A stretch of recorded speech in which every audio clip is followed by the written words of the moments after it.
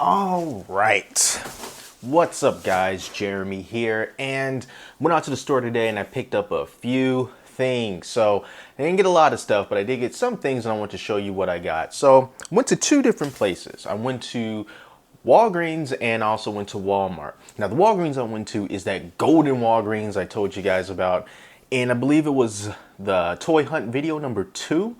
And I said that Walgreens never lets me down because they always have something that I want to pick up. And unfortunately, the one time that I actually record inside there, not only do I not find anything, but I also put that video at a huge risk of being content ID claimed because I got rickrolled in there, and who knows? It hasn't been claimed, but it just put me in that danger zone. But I went back up there today, was checking out some of the things that they have there, and the luck has returned. So let me show you a couple of Funko Pops I got from there. This is the Walgreens Exclusive Star Wars Plo Koon Funko Pop.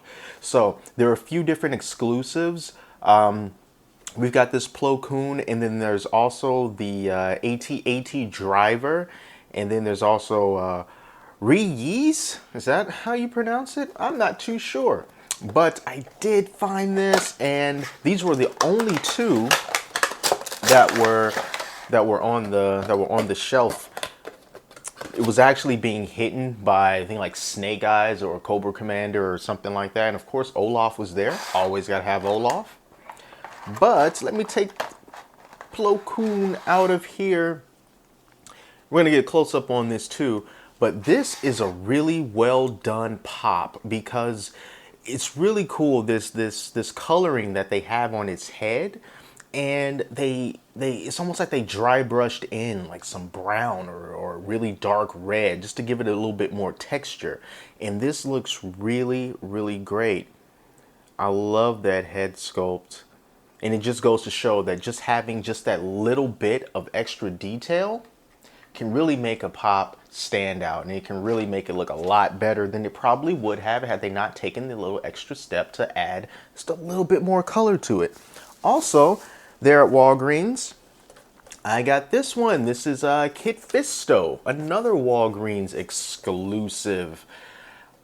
Luck, luck, luck. Let me tell you, I was so happy when I got these. $9.99. That's the price at Walgreens. And these, I know some people really do care about the condition of the boxes, and these boxes are just super straight. I mean, the only bend in this box is the bend that I just put in it. But here we go. Kit Fisto. And of course, we're going to get a close-up of this one as well. So take a look at that. This looks really great. I love that green lightsaber. And although this pop doesn't have as much great like dry brushed-ish detail in its head, it still looks really, really nice. We do have some paint mistakes on the Jedi robes. It looks like some color from the fist, ironically, Fisto, from the fist, or perhaps from the head, has made its way onto the Jedi robe. But oh man, and even on the back, there's some really nasty paint errors on the back. I'm not even too sure where that dark brown paint came from. There's nothing else that matches that color except for, I guess, like the underrobe there. But yeah, anyway, the reason why these pops are just so popular is just because they're Walgreens exclusives. And as you guys know, Walgreens here in the United States does an absolute horrible job of stocking exclusives. And it's always just a running joke. You go there, you will see Olaf, but you probably won't see anything else. So when you see Star Wars exclusives or Marvel exclusives inside of Walgreens and you have the money, you should probably go ahead and get it because you probably won't see it ever again. Before I show you the last thing, I got a couple Funko Pops up there. The Punisher and Venom I got from that same Walgreens at the same time months ago. Never saw them again. So you got to jump on it right when you see it. Now, this last thing is from Walmart, and it goes into my growing obsession with WWE action figures. And I went to Walmart and I picked up this WWE Elite Sting. So this box, I know the box is not in the best shape, but this is the same Sting, and this was in hunt video number 3. And this is the same Sting that I just slightly panned the camera up, and I saw this Sting, and I mentioned it, and then someone in the comments said, you know, you should probably grab that because this Sting is becoming a little more difficult to find. And I said, sure. Now this looks like someone took some keys and just scratched all up the side, and someone actually reached up and took this down because I found this just laying there just on the shelf. It wasn't up there anymore. So somebody had their eye on this Sting, but I grabbed it up before they could. And even though I was always a WWE, WWF guy, and I really wasn't a WCW guy, this particular Sting is from his latest run in WWE right before he retired. So this is the older Sting, and this is cool because I'm more familiar with this Sting. Also at Toys R Us, I found